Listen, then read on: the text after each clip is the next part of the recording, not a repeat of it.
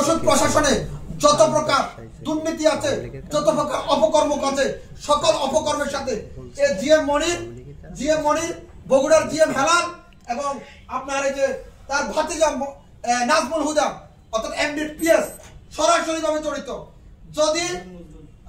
যদি আবার নজরুল ইসলাম আছে, একজন আছে এই যে কর্নারে চোরের মতন দাঁড়িয়ে আছে, এই যে নজরুল ইসলাম, এদেরকে যদি আগামী 48 ঘন্টার ভিতরে দ্রুত সময়ে প্রত্যাহার করে এই যাদের চাকরি তুচ্ছ হয়েছে তাদেরকে আপনার পুনর্বহাল করবে। সবচেয়ে মজার বিষয়টা কি জানেন? একেবারে দেখে বগুড়া এবং নোয়াখালী লোকদেরকে চাকরি তুচ্ছ করছে। এখানে যারা আছেন সবাই বগুড়া, এরা সবাই বগুড়া নোয়াখালী, দুই একজন আছেন ঢাকার। তাহলে আপনার দেখে তাদের চাকরিগুলো প্রত্যাহার করা হচ্ছে। এর উদ্দেশ্য এরা প্যাসিস্টকে এখনো পুনর্বাসন করার চেষ্টা করছে। অর্থাৎ কোন সরকারি চাকরিজীবী রুলসে নাই আওয়ামী লীগের সরাসরি মিটিং করা এবং আওয়ামী লীগের মিটিংয়ে থাকা সত্ত্বেও তাদের ভিডিও ফুটেজ, তাদের ছবি, তাদের বিভিন্ন অপকর্ম থাকা সত্ত্বেও এদেরকে পুনর্বহালে এখনো কেন রয়েছে। আমি আবারও বলছি, দায়িত্ব নিয়ে বলছি, যদি এদেরকে দ্রুত সময়ে প্রত্যাহার না করা হয়, তবে যদি কোনো ঘটনা ঘটে, কোনো আন্দোলন হয়, সেই আন্দোলনের জন্য পরিপূর্ণ দায়িত্ব এসেন্সিয়াল ড্রাগসের কর্তৃপক্ষ জনাব স্বাস্থ্য উপদেষ্টা নুরজাহান বেগম এবং স্বাস্থ্য সচিব জনাব সাইদুর রহমান মহোদয়কে দায়িত্ব নিতে হবে। কারণ আমি স্বাস্থ্য উপদেষ্টা মহোদয়কে এবং সচিব মহোদয়কে বিষয়টি অনেকবার অবগত করেছি, তারা কোনো দায়িত্ব নিচ্ছেন না। অথচ এই এসেন্সিয়াল ড্রাগসের মতন গুরুত্বপূর্ণ একটা জায়গায় কোটি কোটি টাকা বাণিজ্য করছে। এবং শুধু তাই নয়, যাদের চাকরি চলে গেছে তাদের অনেককে বলছে 2 লাখ টাকা 3 লাখ টাকা দাও, তোমাদের কর্মস্থল ফিরিয়ে দেব। কাজে বিষয়টি দায়িত্ব সকলকে নিতে হবে। এটি আমার একার দায়িত্ব না, এটি আপনার আমার সকলের। বাংলাদেশে ওষুধ প্রশাসন একটি বড় ধরনের গুরুত্বপূর্ণ একটি স্থাপনা, যার প্রায় 70 ভাগ 72 ভাগ ওষুধ ওখান থেকে সাপ্লাই হয়, আর বাকি 32% বিভিন্ন ওষুধ কোম্পানিরা বহন করেন। অর্থাৎ এদেরকে দায়িত্ব সহকারে প্রত্যাহার করতে হবে।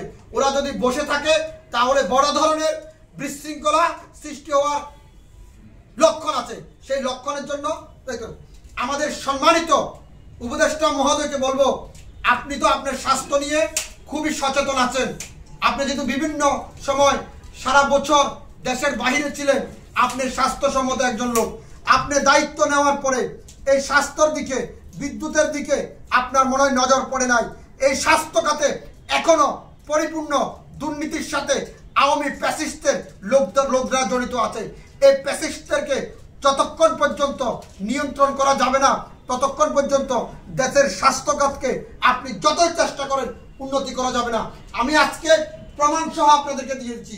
এই প্রমাণ সহ দেওয়ার পরে যদি এদের বিরুদ্ধে ব্যবস্থা না হয়, আমি আজকে বৈষম্য ছাত্র আন্দোলন, এনসিপির নেতৃবৃন্দ এবং যারা রাজনৈতিক কর্মী, বিভিন্ন রাজনৈতিক দলের নেতৃবৃন্দুর কাছে উদাত্ত আহ্বান জানাচ্ছি, এদের বিরুদ্ধে সোচ্চার হন এবং আগামী 48 ঘন্টার ভিতরে ওদের যদি প্রত্যাহার না হয় একটি বড় আন্দোলন হবে।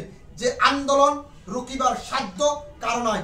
আমি সম্মানিত উপদেষ্টা, প্রশাসন, সকল স্তরের নেতৃবৃন্দুর কাছে বিনয়ের সহিত অনুরোধ করব, দ্রুত সময়ের ভিতরে তাদের বিরুদ্ধে ব্যবস্থা গ্রহণ করতে। যদি তাদের বিরুদ্ধে ব্যবস্থা গ্রহণ যদি না করেন, তাহলে বড় ধরনের একটি সংঘাতের দিকে যাবে। কারণ এই লোকগুলো দেওয়ালে আপনার ফিট থেকে গেছে। এই লোকগুলো আপনার হঠাৎ করে তাদের চাকরি গেছে, এই হঠাৎ করে চাকরি যাওয়াকে কেন্দ্র করে তাদের পরিবার পরিজন শহরে বসবাস করে, স্কুলে ছেলেমেয়েরা পড়াশোনা করে। এখন তারা এক ধরনের অল্প পয়সার চাকরি করেছিল, তারা এক ধরনের দেউলিয়ার পথে হয়ে যাচ্ছে। এরা কেউ 10 বছর, কেউ 15 বছর, কেউ 12 বছর চাকরি করছে। এই মুহূর্তে যদি তাদের চাকরিটা চলে যায়, তারা কি করে খাবে? ওনার বয়স হচ্ছে 50+, উনি এখন কোথায় চাকরি করবে? এবং 20 বছর হয়ে গেছে প্লাস এইরকম দায়িত্বশীল লোকগুলো এখানে বসে আছে।